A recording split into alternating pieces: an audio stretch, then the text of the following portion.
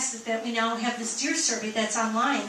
And I would recommend that you guys tell all your friends and family members, get on there and submit your information, because the more information we get, the more we can really use that information, because we can say that this is what the hunters, what the landowners want. Because rather than having 15, 20 people from an area, hey, maybe I can have, even if I had, 80 people or 100 people for a unit or something, it's a huge difference. And the more information we can get from the more people, the better it is. I think as you listen to everybody here, I think everybody here kind of feels the same way. Most of us have hunted here for quite a long time. I took a drive up from Canada tonight because I hunt Unit 11 or 8. I think we've all seen what's happened over the last 5 years. We get concerned, and I think the reason you have the crowd of people you have here is what's happened, and I'm going to call it the mismanagement of the herd. Lack of responsibility, lack of anybody to stay up and say, hey, we really screwed up here. And I think if you were to poll these people here, almost without exception, almost everybody here would be willing to say, I'd be more than happy to go a year without a hunter's choice. Hunters, and they're biologists that spend their whole life doing this. And I can understand why there would be some disagreement, but this total disagreement I don't get. And so my question was originally, how many people hunt in the DNR? And do you have any idea about that? The only thing I know, we don't have any research or anything on it, but anecdotally, there's a lot of us that hunt. This is Wisconsin. Let me ask you this then. Why is there a difference between those hunters who work for the DNR and the hunters who don't work for the DNR? Why is there such a big discrepancy there? Question is, why is there such a discrepancy between the hunters that work for the DNR and the DNR hunters? Yeah, are those... the non-DNR hunters versus the hunters. Are the hunters who work for the DNR, why do they have different opinions than the hunters who don't work for the DNR? They have to. No, I don't think so. Basically both of you. The question is, why are DNR hunters have different feelings than the non-DNR hunters? I think that, there's a mix. I think that there are DNR hunters that probably feel the same way as you. And I'm talking DNR, all walks of the DNR. There's a lot of different, there's biologists, there's fish biologists, wildlife biologists, wardens, fire control, there's a whole mix. And I think there's hunters that, I don't mean to hurt anybody's feelings, but there are hunters that don't necessarily agree with the individuals that are saying here. And I don't know what else to say about that. Your process is way too slow for the problems that we're currently facing. You have a process that tries to give you some kind of a, in quotes, scientific basis for being able to make decisions based on the number of predators and winter kill, late winter, overgrazing, you name it. Your process is way too slow. And that's one of the reasons why there's such discrepancy here. By the time you get around to finally coming to a clear-headed conclusion about it, the rest of us know that the thing is way out of whack, and we've been watching it the whole time.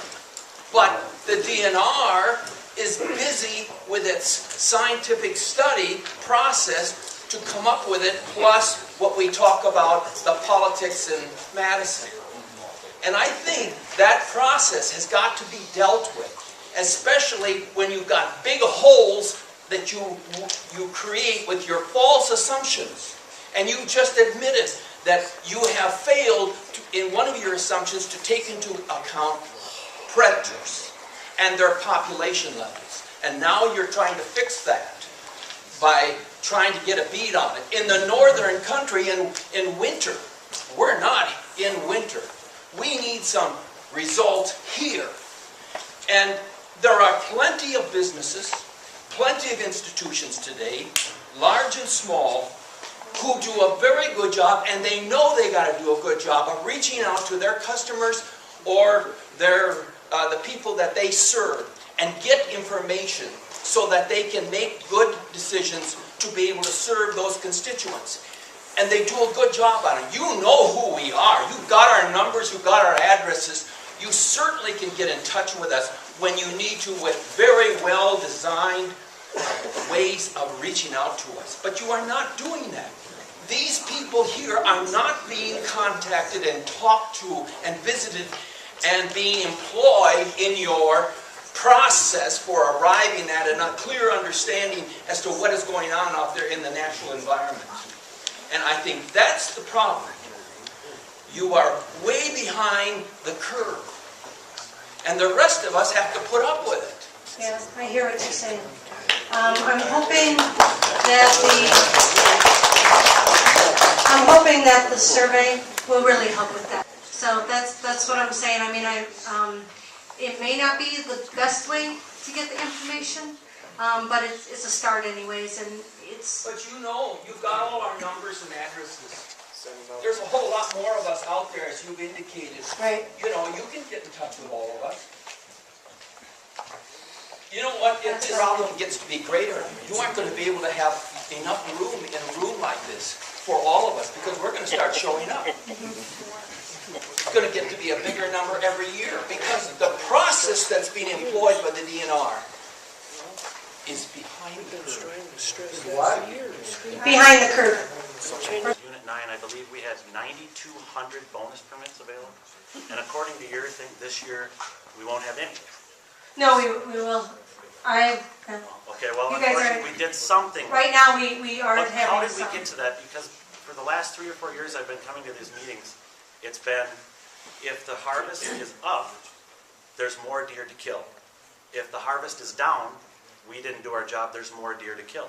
So the harvest was down, but now... No. Yes, it Your has. harvest... Yes, it has. No, but your harvest shows, if the harvest is up, it shows that the deer are there to harvest. But if the harvest is down, like it is this year, and especially with the buck harvest being down quite a bit, it's not just that the harvest was down, but the buck harvest was really down, which does tell us that the population is down. That's what it tells us. What is that? So, I agree with you. What is that goal?